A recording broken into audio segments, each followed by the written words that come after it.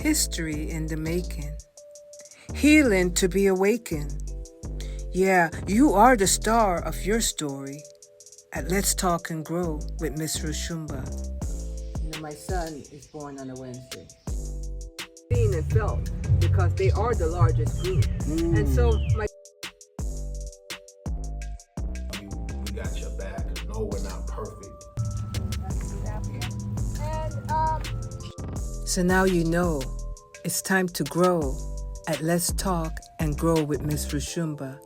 Let the healing begin. Okay, welcome back. Welcome back to part 2 of She's Unique with Bijoul, Sister Bijoul. Did I say it correctly? I said it correctly. And we are talking, today the topic is She's Unique because she is from the motherland, diasporal, she belongs to all of us. Her family, her roots are in Africa, less the transatlantic slave travels. She's not a part of that. So she has a different, unique view and take on us. She's here in America, y'all. Been here for a while. Her children were born here. So she's looking through the lenses from a different angle. And as we know, and that's why I made this part 2, because our folks coming from the motherland and other places in the world coming to America and meeting the ones that the indigenous, well, we call them indigenous, the African Americans born here, you know, suffered from that legacy of enslavement. Their views and the way they see the world is quite different. And sometimes when we come from the Caribbean or from the motherland or even from Europe as African people, we come to a part that we have to do a certain inquiry dance. I like that, inquiry dance. And so I thought I would make this part 2 because power comes when we could come together, collaborate, get to know each other. And in that union, we can heal and grow and become stronger. Because Africa is shifting big time now. Right. There's a lot going on there in a positive way. Mm-hmm. And so you have sent the children home for the summer, but you've been here quite some time. What's your take on here in America? Is it a place that you want to grow old in? I think most African wants to go back. Yes. I mean, the plan is to go back. Yeah. In Yes. a few years from now. Not to France? Not to France, because although I was born there, You were born there. my heart was never there. Okay. Okay. Let me give you a funny story. Yes. During college, they were doing, they were trying to do some statistic on foreign students on campus. So they were like putting all the students into groups. So coming from Europe, coming from France, coming from this and that. And I found myself in the group of friends. So some of my student friends were like, I think you made a mistake. You shouldn't be here with us. Just because the way I was always referring to myself as an African. Yes. But on papers, Yes. I was French. So they realized that, no, you're kidding. I'm like, no, I'm not. So I'm not. you know, just like here in America, and that's the thing about where you're born versus who you are as an individual, Right. culturally. So you couldn't say African French or French African? No, they don't have that there. No, they don't. It's So either you're French or you're a foreigner. Wow. So that's how they learned that I was French. They always thought I was African because this is, as she said, where I think your culture is your heart. Yes. It's where you grew up. Yes. Where you feel comfortable with. Culturally. So I feel like an African, and I voted And not only that, she is. She is. Just born in France. Right. Just like African Americans, you know, they call themselves Black Americans, but they're born in America. But America only describes where you were born, but not who you are. Correct. A person that would really highlight that was Dr. John Henry Clark. You know, he always says, who you are culturally is your foundation. But you could be born anywhere in the world. Yeah. But who you are culturally is connected to the land of Africa. Right. Just like a Chinese American. Right. Chinese says he's what? From China.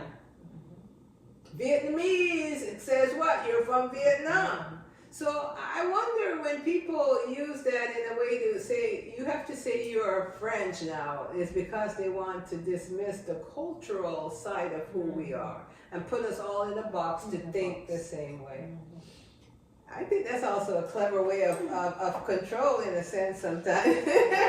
You know, okay, so you've lived here and you've come to know the people here, the culture here, and was it difficult to connect with the people of African descent here when you first got here? When I first got here, I might say the world is shifting to the right direction.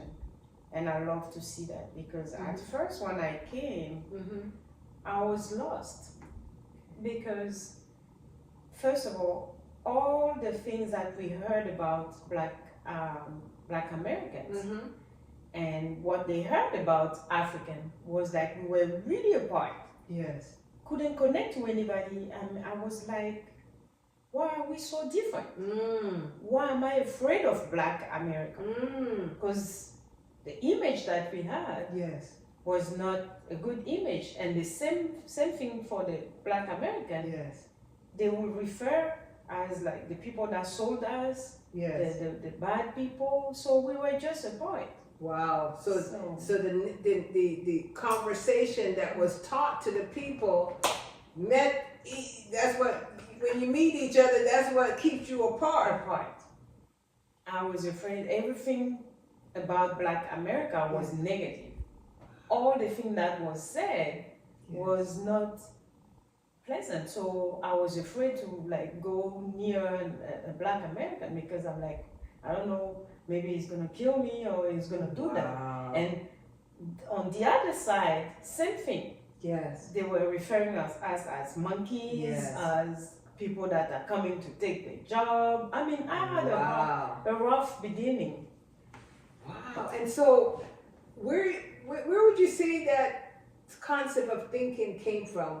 When, you know, is it just the news that you got when you lived over there? What was it? Because all images that we are having of the Western world always shows the bad side of the Black people. And the same way. It's funny enough, when we were going to Africa, my daughter cried and cried and cried. I couldn't understand. I'm like, we're gonna be around family and all that. She said, no, mommy, in Africa people are dying. They can't eat. They don't have houses. She cried. That was 2011. Because at school, that's how they told her, oh, you're gonna die in Africa. So I think media's, the way they want the information they want to put out there, that's what they put out there, and it goes into our minds. And if you don't want to learn more, you don't want to see something different, you go straight in that. So how did you learn that this was really a dividing aspect that was taught to you in a subtle way? It really was in a subtle way. It was imposed on your energy in a way to make you believe that you couldn't be one with the people that look like you. The people, and I'm going to ask this before we even go further. Did the Americans know that you were not African American based on the energy? I mean, all cultures. When they came to you, before you even talk and have your accent, did they see you as African American, or they saw you? No, They they say, knew. oh, you have a soft voice. Oh, you're different. And then you ask, what is different about me? I don't know, you're so soft. At first, I didn't know what it meant. Yes. It's later on when I start having some African American friends, I start to learn and study the rhythm. reason. Yes, Yeah. that's when I realized that speaking softly means you're not gonna kill me. Audience, as she's describing that, I could think back to when I came here many, many years ago. And even in my teenage years, going and dating and so forth and meeting people, they would say, "You're not from here, are you?" And this is after I've been here a good 20 or so years. And I'm like, why? Oh, because you're different. You're different. And especially Caucasians, especially them. They were so happy to deal with me because they knew that I was not, what they've defined me to be. And that's a good way of putting it. What they've defined me to be. And, over the years growing up here, because I went to elementary school here too, I even noticed the difference between the upbringing I had in the Caribbean and the ones the ones African Americans, my brothers and sisters here have. So when they say not loud, I totally could understand what you're saying, because they're more comfortable in being themselves. This is this is now their home. And they're seasoning it. Right. So folks, as she explains it, I want to help to connect the dots. So the seasoning here has been one of bitterness and anger because it is here they've learned to be what this society wanted them to be. And they subliminally made sure the world knew they were this way. Although, to look at her, if you didn't really hear her speak and she wore, the normal African American clothes, you would say she's just another African American or black. All black, same people. Yes. So you got to know them Before it can shift Yes. my way of seeing them. Yes. The way when I see one, I just see one of my kind. Yes. Now, how did that happen? Did you, somewhere in your heart, did you have to learn the history of African Americans? Or? A bit, I read few books and then I was eager to see most movies that were talking about that era of the fight here. Okay. Oh, So, the civil rights movement and the era. And Yes. that's when I'm like, okay. So it's the same when they send to Africa, you all die there, you don't have food, you're living on trees. So it's just the same. Stereotypes. It's just something that the people want us to see. Yes. The plan is to keep us apart. Correct. But the good thing is, after all of these years, I realized that gap is slowly closing. Yes. Now that people are willing to travel to Africa, they go and then they come back with what they have seen. Yeah. And also us African living in America, we are seeing the changes is there. It's happening. And I love what you just said, and I have been to Africa, folks. I've been to Ghana. My first time going was to Nigeria. It was some time ago, but I've been to Ghana, and I hope to visit all 54 countries before I die. Because when I'm there, I feel like finally I could, it's like drinking water when you've been in the desert for years and finally getting some water. So it's a wonderful place, and There's a lot of African Americans that are going there Right. and yes. making it their home. You know. I'm planning on sending a group next year Okay. to Cote d'Ivoire. It's called for the King and Queen Festival. Oh, so there's a King and Queen festival that occurs there? Apparently, the professor in charge of that, it has been going on for 20 years. Oh. I never heard of it. See. So, Is it because you've been away, though? maybe it could be. But you do go home frequently? Now, yes. Okay. Before, it was too expensive. Okay. Too Things expensive. have been affordable, and children are growing, and Yes. you're established. It was. Yeah, I understand. So now, yes, it could be. Yes. So, but you That know, would the be lovely. energy and the way God's works, Yes. when it's time, it's time. It is. And the young people are really, anxious. Not every young people that's in Africa want to be here. They understand they're in a very rich country, and it's their own. And they're making it more what they want it to be. Because that's the place where you could define yourself. And it's your place. And it's my place too. I love it. So anyway, so now African American and Africans from the continent are getting closer and becoming one. What are the benefits coming out of that now that you've seen? The benefit is like we're seeing ourselves as one, Yes. one people. As long as you look like us, Yes. you belong to Africa. No matter which part you choose yourself to be, you are part of Africa, living in the diaspora. Yes. So what would you say that is great about African Americans that you so admire about the Black Americans, African American? It's changing from African American to Black American. They're trying to get Africa out of there for a reason. And I think because they don't want us to feel connected. Mm-hmm. But what do you admire about them now that you've gotten to know them? Well, first, before answering to your question, is like I've been invited into some friend's house Yes. during family gathering, and I realized that we're all the same. I'm like, my God, I was home. I told my friend, I'm like, you guys, it's just the same It's the thing. same. Everybody is bringing food. We're loud. We're dancing. We Oh. are one people. Wow. We are one people.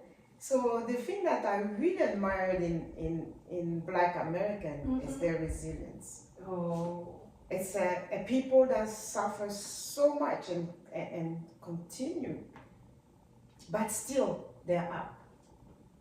They keep on going. So it speaks of Africa. The children have gone away, but they're still here. Yeah. For you to come and see them here. Resilience.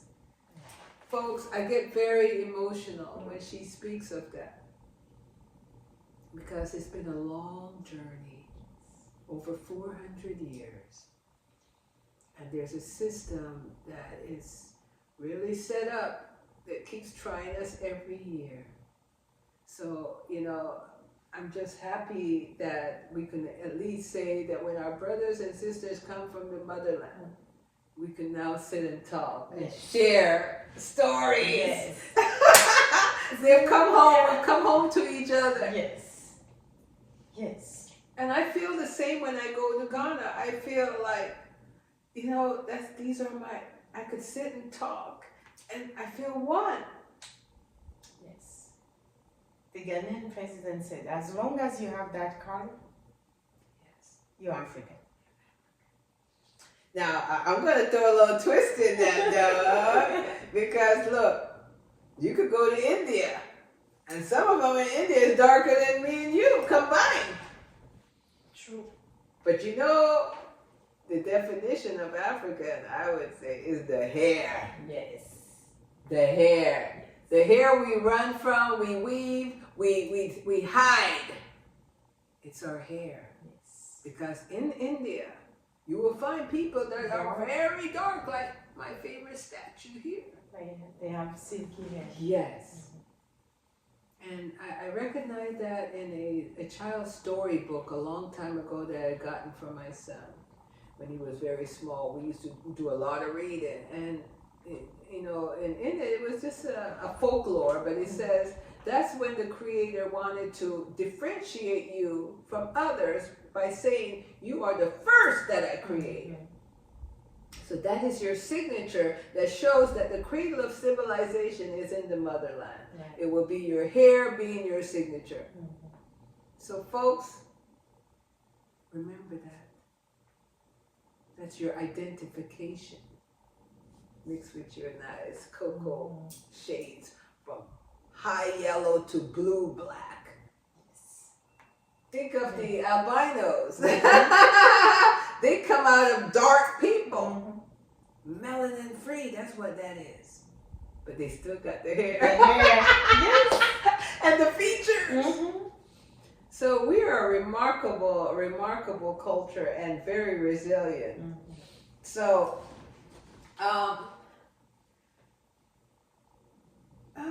let's see. Wow, we're moving right along. So, you know, the differences, they're not much. You found that there's a lot we have in common.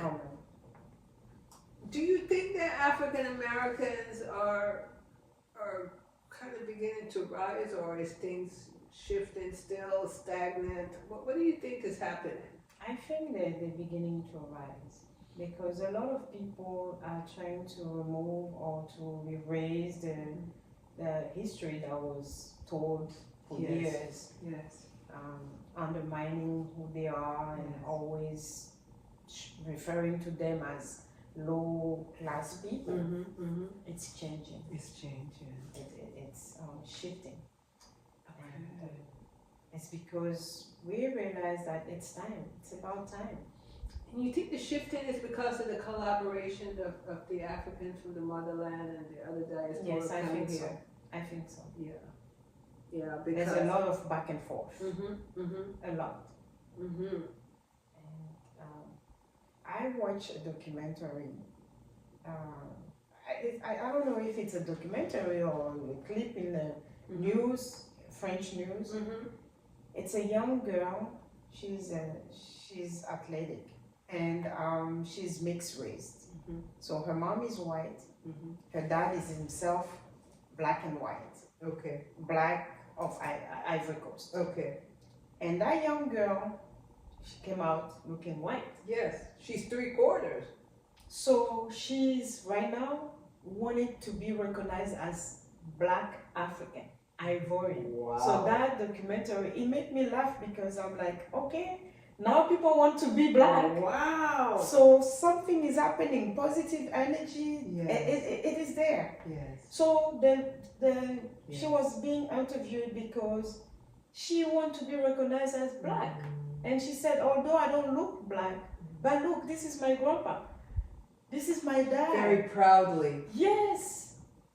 And the mom, the white lady, was telling also that I don't know why people don't want to recognize that she's Ivorian. She is because of her dad.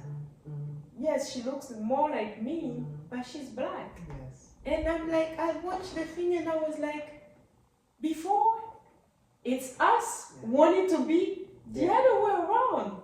And I'm like, okay, God, well, Look at that. it is coming. Wow.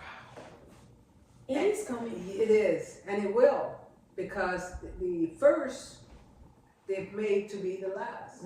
And the last will turn the line around and become the first. Right. Because the truth will always have to show itself. It's only one truth, you know, and the kindness of people of African descent is our kindness that has, I would say, kept us here. You know, because even though it's a double-edged sword that people took advantage of it, it's that same kindness that made us not spend our lives trying to, you know, retaliate. And our loving spirit. Our loving spirit. They're genuine people that love everyone. And we'll forgive you. Even though sometimes we shouldn't, because we should make you wait. But we will forgive you because we see ourselves in you. Because if we're first in creation, Right. if life began proven in Africa, East Africa, it's not my opinion, it's facts. Scientific facts. So, it's just, we have to differentiate ourselves, between evil and what is right. And that's what I feel I stand for, and my sisters stand for. A majority of us stand for. Because it hasn't been an easy journey, folks. And that's why there are people that says, I don't look fully like the culture I belong to, but I want to stand with them. And it's because of the values. Right. The values. We honor people more than we honor money. That money thing is one of the, but that's for another conversation. Because oftentimes that's why my people are left Jamaica and come here. It's for the money. Right. For the money. I'll come to that again later. For the money, and then they make us think that everything is better here. And when I came, I was expecting to see those beautiful ladies you see in movies all over the place. And I'm like, where are they? They said, okay, maybe if you go to LA, Yeah. Hollywood or something, you see them there. But regular people are regular people. All striving. And it's the soft power of America, Yes. showing the greatness, showing all the good things that make African people come over here. Yes. And the brightest, the smartest Africans, they call it brain drain. That's what the ones they bring here Right. to make America. America is smart though. They're not going to just get anybody here. They're going to get the best of our people Right. to come here. But when we understand who we are and our value and what our country needs, we'll come and share a little bit and teach a little bit, but we should make home best a better place so that we could, not even leave home. But, that's another conversation too. But, we're going to be winding it down a little bit, you see, because our sister has covered some areas that needed the conversation, especially the ones where we talk about our brothers and sisters here versus our brothers and sisters over there. And, I'm so happy that we could come together and find our commonalities now. You see, commonalities. There was one story that I wanted you to touch on if you want. You were telling me about when your spouse came here to school and, just being here and, he was driving down the road and, he saw the goat. Go ahead. The goat story. The goat story. It's the goat. I come from Jamaica. When it's a special holiday time, we do goat. Let's go get the goat, curry it and cook it all day, and yeah. And that's the same in Africa. Not so much in America. America is turkey. But she's going to tell a little bit about, a situation that occurred. Yes. And I think my husband realized that, hey, you have to be careful. This is not Africa. You cannot just stop at any house randomly and buy goat.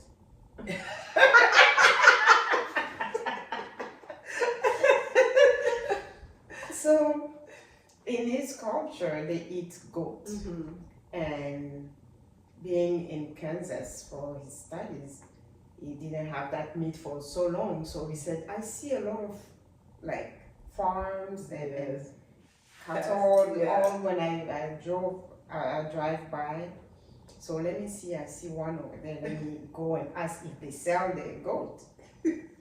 So he goes and they knocked at the door and no answers. So knocked again, no answers. And out of the sudden, he see two police cars racing down towards him.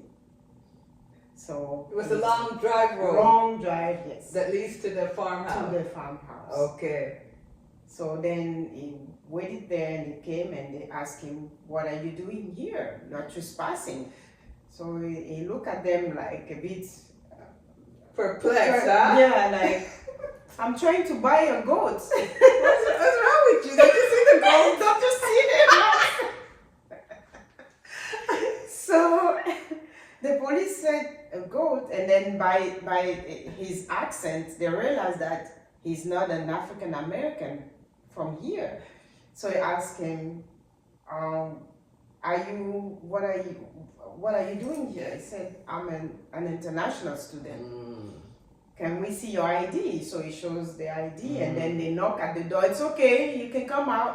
It's an international student trying to buy a goat."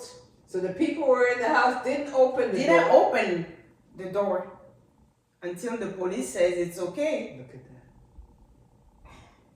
Look at that. So it's a system that understands what it has created in the black people, the black man. Right. And therefore, they prejudge this black man to literally come in to take their life rather than to come to buy a goat. So they call the police before they open the door. What did your husband think at that time? Did he say, it's time for me to leave? My life could be on the line. He had a goal of studying, so yeah, complete his studies, and he couldn't go home. There were war there. Yes. Because that's the reason why he came. Couldn't go home. Up to today, there's war in his region because of the minerals. So you see, education in this country, there are things we come for. We come for education. We come for a better life. But, when we see incidents like that, we have to ask the question, what are we really learning? What are we really... Maybe we come to teach. Because we may think we come for one thing, but we come to teach. Number one, the oneness of our people that we come here and see. Number two, we didn't come to take nothing from you, is to apply what we know to you. So it's going back to what I was saying, that, when I Google online the most brightest American, they say it's the immigrants. And the immigrants, to be exact, of Nigeria. The most brightest immigrants in America are those of Nigerian descent. Right. And I would just say, let's just say Africa, period. So, and when you flip that to the ones that's the poorest in knowledge here, the ones that are born here, it is the African Americans. They're at the bottom of everything that is good and at the top of everything that is bad. But our sister have said, when she came and see the resilience of the people here and how they have endured so much, and still they're kind, they still come together with family, and finally their ability to sit and talk and share and put away all the stereotypes of lies and deception. Well, you see, she's smiling. You see, she's smiling. And if you're ever in Sacramento area, the 24th and Florin is the African, I would say, the marketplace. Or the Florin Square. Florin Square. Mall. The new Black Wall Street. So you could find clothing, things from the motherland. You could sit in royal chairs, kings and queen chairs, and take pictures there showing your background royalty in her space. She has a booth there that you can do that. So if you're ever in California, in Sacramento, stop by. Because we're one now. We're one now. We're working together and to make America really great. Yes. Because you see, I don't know if you know all the contributions of the African American, not all, but the majority of the contributions of African American that built this country. Yes. An amazing amount of contribution. From the traffic light, the closed circuit TV, blood plasma. There's so many. Everything. So we're going to be winding down. I'm going to have you answer this question if you'd like. Okay. Complete the sentence. I want my brothers and sisters on the continent of Africa to know that I came to America and found it to be blank to my Black African brothers and sisters here. It's a long one. Think about it. That's a tricky one. That's a tricky one. So I'm going to read it again. I want my brothers and sisters on the continent of Africa to know I came to America and found it to be this way towards my Black African brothers and sisters. That's a tricky one. How can I answer that without being political? I don't want to be political. I just want to tell the truth. Yes. And tell the feeling. Yes. I found it to be this way to my Black American brothers and sisters. I find America to be harsh Okay. to my brothers and sisters, Black American. And she kind of said that a little bit when, she described the incident. Maybe they may not know that there's certain things that need to be left in the past. So if our visitors from other countries come here and see that, if they come here and see that when they look at each other, they have prejudgment of each other, we have to say, are we being a better country by not changing the narrative by now? That even visitors that are just coming for the summer, could feel like, let's get to know these people that are still here after all that long journey. So I thank you for, answering that. I caught her off guard. That was a very tricky one, with all that. So, I thank her for really introspecting her mind to add something to it that, I think we all could benefit from hearing. And, when we talk to the world, I'm not just talking to those of color. I'm talking to all of us because we're all one. Africa is the origin of civilization. The benefits that African people bring to the table worldwide, I think every one of us could say we love the fact that we are here. We have in Paris, France, they're going to be the Summer Olympics. And, Simone Biles is kind of at the top of her game there, and we have some great people. So, this is just another reminder that as we talk, we will grow. We will share the things that pains us, and we'll share the things that heals us, and we'll share the things that we want in time to leave as a legacy from our years of living here. So, again, keep tuning in. Keep tuning in. This is grassroots.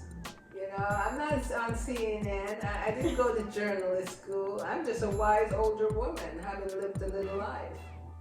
And I'm thanking my sister here for saying yes to come and, share her greatness, to leave her mark, and just make sure you thumbs up, leave a comment, positive comment, and hey, Ghana, I haven't seen that you're watching me. I know I've been gone for a year, but look, I brought my sister here from the motherland for you all to enjoy the conversation. Did you want to say something in French to anyone that may hear? Because she is a French speaker too, y'all. Multilingual. Do you want to say something in French?